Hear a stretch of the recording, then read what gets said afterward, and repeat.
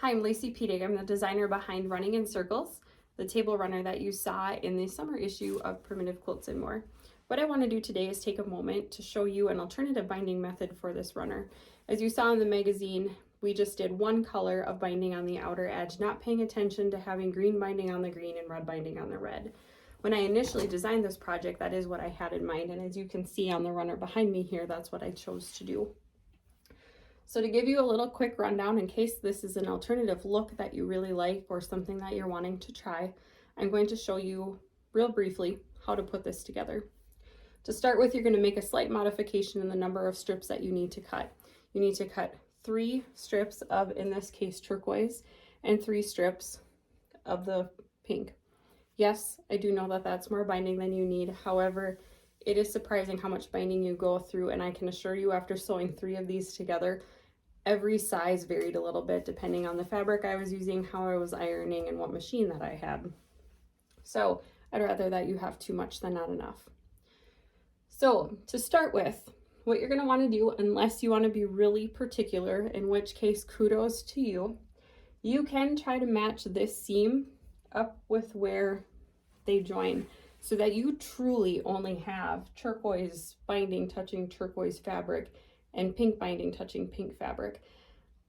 I didn't have that kind of time to dedicate, and it was just kind of a trial and error, and I was okay that it wrapped around a little bit. So this is a method I'm going to show you, is wrapping around a little bit.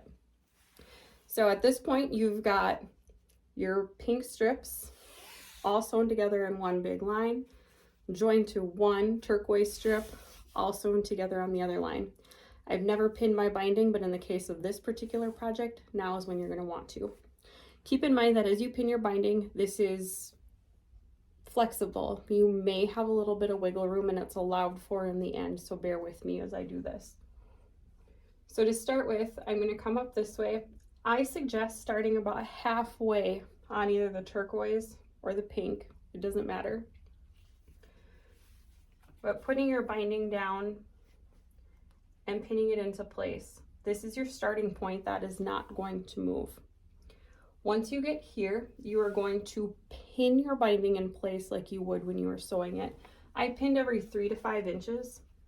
Again, keep in mind it's just wiggle room. When you get to the corner though, you actually want to fold your binding like you would if you were actually running it through the sewing machine. So as you can see, I folded my corners, place a pin, and then continue up. Again, 3 to 5 inches, get to the corner, fold it back, fold it forward, pin into place. Same thing here, up to the top. You're gonna fold it back, fold it down, and we came fairly close to where we wanted it to meet. Now your pink is pinned into place. The next thing you're gonna do that with the turquoise. So you're going to come down. This is where I want to be mindful of something. This is going to be backwards from how you would run it through your sewing machine. This is why I tell you that the pins are in there temporarily. I assure you, you're not going to have a nightmare wiggle room as long as you just kind of pin it close.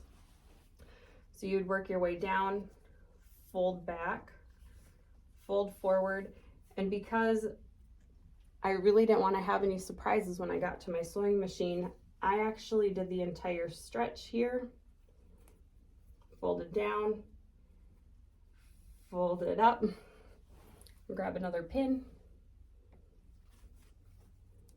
tack the corner, and again, you're going to do this up to the top, fold it this way, fold it back, pop a pin in. You're going to see I'm a little bit short and that didn't hold, but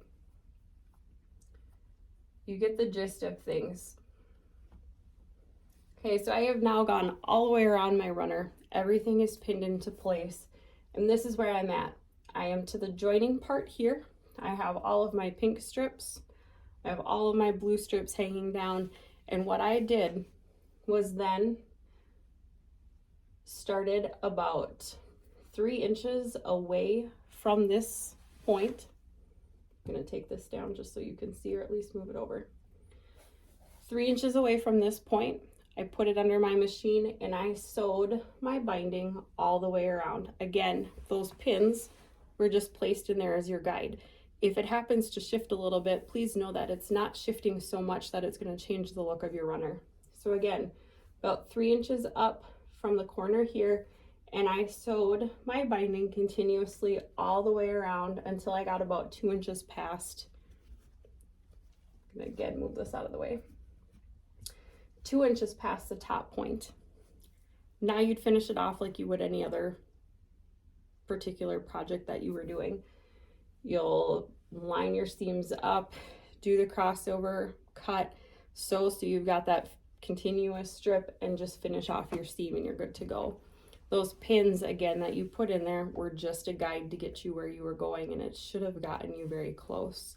At most, when I first did this, my very first one, it may be adjusted an inch. And that inch adjustment just pushed it either one way up or one way down with where you started. It's part of the reason why I had no desire to try to get only turquoise on turquoise and only pink on pink. I wanted it to be forgiving and I wanted it to be easy while achieving the look that I was going for.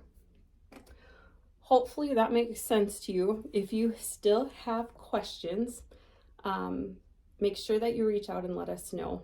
We'll put our information you should see in the magazine. I'm happy to answer any questions. I'm happy to try to do a closer tutorial or some pictures to try to aid you in that if it's a look you want to achieve. And I appreciate you checking out our video and hope that you enjoy your runner.